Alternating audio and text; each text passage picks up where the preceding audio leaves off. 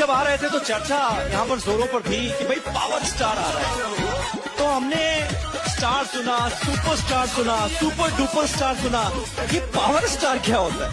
मेरे भाई ये सब नाम दिए हैं पावर स्टार। पावर एजे से शुरू होला, एजे से खत्म हुई। पावर तो सर के कहाँ से ले ली?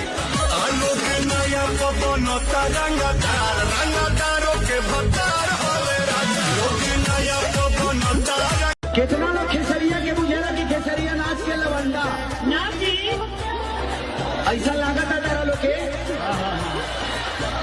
कुर्तवा खोली का। पहले तो हम केहू के छेड़ी लाना और केहू छेड़ेला तो छोड़ी लाना।